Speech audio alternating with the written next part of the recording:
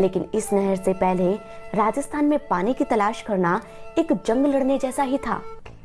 कुदरत ने राजस्थान को पानी तो दिया नहीं था, कुछ दिया था तो वो था दूर दूर तक फैला बालू रेत का समंदर, रेत की ऊंची ऊंची टीले, गर्मी में चिलचिलाती धूप, धूल भरी आंधियां और लू के गर्म थपेड़े।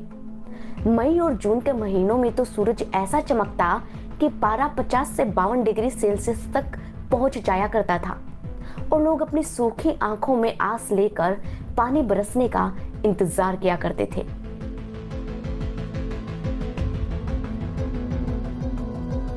इतिहास की खिड़की से झांककर देखे तो पता चलता है कि मॉनसून की बेरुखी और बेदर्दी के कारण पश्चिमी राजस्थान में अकाल बार बार उधम मचाता रहा था। उस वक्त अकाल को लेकर एक बहुत ही मशहूर कहावत भी प्रचलित थी कि तीजो कुरियो आठवां काल, यानी हर तीसरे वर्ष अर्ध अकाल और हर 8वें वर्ष में एक बार भीषण अकाल पड़ता ही पड़ता है। इसलिए गांवों के लोग अकाल को अणखावना पावना यानी कि अनवेलकम गेस्ट भी कहा करते थे।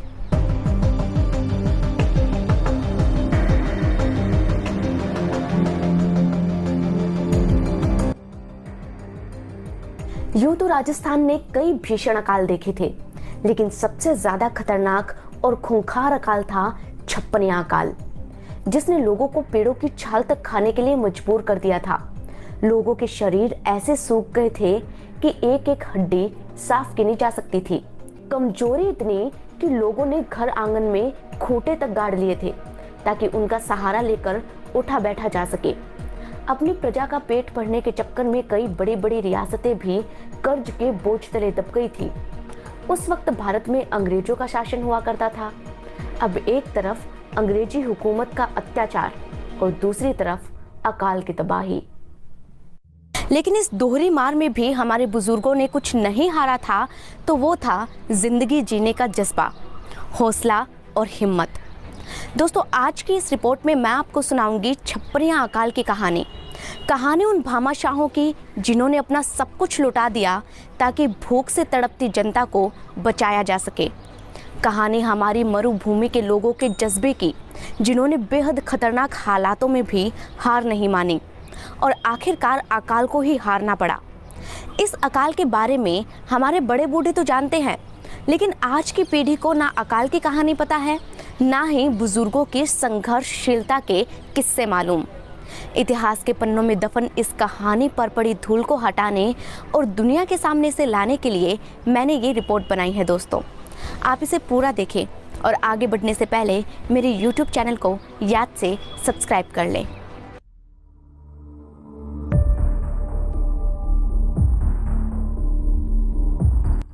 2 लाख वर्ग किलोमीटर में फैला है थार का मरुस्थल। ये दुनिया का 9वां सबसे गर्म मरुस्थल है। इसका सबसे विस्तृत इलाका मिला है पश्चिमी राजस्थान को। कुदरत ने इस इलाके को कोई नदी नहीं दी थी, इसलिए जनता पूरी तरह से बारिश के पानी पर निर्भर थी। लेकिन साल 1899 में तो मानो बादलों ने ना बरसने की कसम ही खा ली थी और उसी साल शुरू हुआ सबसे खतरनाक अकाल, छप्पनिया अकाल का सितम।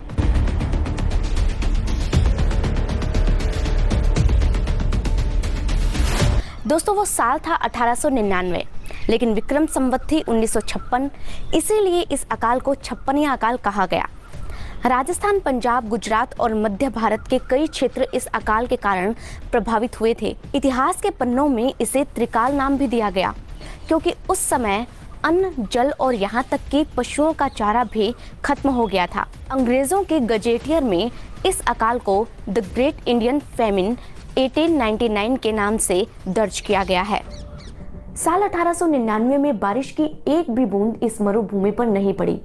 धरती इतनी सूख गई थी कि जुताई तक ना हो सकी। अब पीने को ना पानी था और ना ही खाने को अनाज। जब अनाज खत्म हो गया तो लोगों ने एक दिन छोड़कर एक दिन खाना खाना शुरू किया। पेट भरने के लिए रोटियां खाने की बजाय राबड़ी पीकर दिन काटने लगे। जब वो भी खत्म हो गई तो काकड़ी और मतीरिये के बीजों को भूनकर खाया गया। उस जमाने में बेर बहुत हुआ करते थे, तो बेर खाकर ही भूख मिटाई। जब बेर खत्म हो गए तो गुठली का चूर्ण बनाकर पानी के साथ पी जाते और पेट भरते। गर्मियों में खिचड़ी की फलियां यानी कि सांगरी के पकने पर जो खोखे बन जाते थे, उन्हें खाकर ही लोग संतोष करने लगे। धीरे धीरे दिन बीतते गए, खाने के सारे विकल्प भी समय के साथ समाप्त होते चले गए। तो लोगों ने खिचड़ी की छाल का चूर्ण बनाकर ही पानी के साथ पीना शुरू कर दिया था। सब कुछ किया ताकि जान बच जाए, लेकिन भूख ने लोगों के तन को चूसना शुरू कर दिया था। लोग खड़े खड़े हड्डियों के ढांचे में तब्दील होना शुरू हो गए। वो दौर ऐसा था जब लोगों की कमर पर बंधी तागड़ी पर तो चांदी के सिक्के लटके रहते थे, लेकिन उनके बदले कोई एक मुट्ठी अनाज देने के लिए भी तैयार नहीं होता था। अनाज का मोल सोने और चांदी से भी ज्यादा हो गया था। हालात इतने खराब हो चुके थे कि चोर पैसा छोड़कर अनाज चुराने लगे थे। भूख की आग में रिश्ते नाते झुलस गए, यहाँ तक कि कुछ मनुष्य नरभक्षी भी हो गए थे। अनाज के बदले बच्चों को बेचने के भी कुछ मामले सामने आए। इस दौर की सबसे कीमती चीज अगर कोई थी तो वो अन्न ही था। किसी ओट में छुपा कर रखी गई हांडियों में रखे अनाज की चोरियां खूब होने लगी। दिनों दिन हालात बद से बदतर होने लगे। लोग ये इलाका छोड़कर दूसरी जगहों पर जाने लगे थे ताकि उन्हें खाने के लिए कुछ मिल जाए। माँ बाप से उनके बच्चे तक बिछुड़ गए और गांव के गांव खाली हो गए।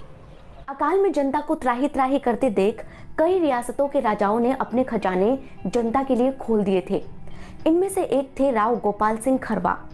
उन्हें अपने शासन के दूसरे वर्ष में ही इस भयानक अकाल का सामना करना पड़ गया था, लेकिन जनता को बचाने के लिए उन्होंने जगह जगह लंगर लगवाए और लोगों में खिचड़ी और उबले हुए चने बंटवाए। जब पैसा खत्म होने लगा तो उन्होंने अजमेर और ब्यावर के सेठों के यहाँ अपने इलाके के कई गांव गिरवी रख दिए थे, लेकिन अकाल था कि खत्म होने का नाम ही नहीं ले रहा था। खजाना खाली हो गया तो गोपाल सिंह ने अपने जेवर तक गिरवी रख दिए थे, लेकिन ना तो उन्होंने मदद के लिए बढ़े हुए अपने हाथों को रोका और ना ही अंग्रेजों के आगे हाथ फैलाए। इसीलिए वो अकाल के हीरो और राजस्थान के महान क्रांतिकारी कहलाए, जिन्होंने अपनी जनता की जान बचाने के लिए अपना सब कुछ कुर्बान कर दिया। दोस्तों, उस वक्त कई भामाशाह भी आगे आए थे। ऐसी एक कहानी है श्री वल्लभ पीती की भी। वे नागौर के भामाशाह थे और मुंबई में अपना काम करते थे, लेकिन जब गांव वालों ने उन्हें चिट्ठी भेजकर अकाल के बारे में बताया तो वो तुरंत मुंबई से नागौर पहुंचे। उन्होंने कई जगह प्याऊ लगवाई, भंडारे खोले और बड़ी संख्या में उन भंडारों में रोजाना लोगों ने खाना खाया। वहीं मारवाड़ी सेठ भगवान दास बागला की पत्नी ने भी चूरू जिले में हुई पानी की कमी को दूर करने के लिए एक जोहड़ बनवाया, जिसे सेठानी का जोहड़ कहा जाता है। बीकानेर समेत कई रियासतों के राजाओं ने भी अपनी प्रजा के लिए मुफ्त खाने की व्यवस्था तो की, लेकिन उस वक्त ना तो कोई फोन था और ना ही कोई दूसरा साधन। जनता को ये पता ही नहीं चल सका कि उनके लिए राहत कैंप लगाए गए हैं, इसलिए लोगों को राहत कार्यों का फायदा तक नहीं मिल पाया और लोग काल के गाल में समाते चले गए। कहा जाता है कि करीब 10 लाख लोग इस अकाल के कारण मारे गए, लेकिन कुछ इतिहासवेता बताते हैं कि 40 से 45 लाख लोगों की इसके कारण जान चली गई। उस जमाने में खूब लूटखोरी भी हुई।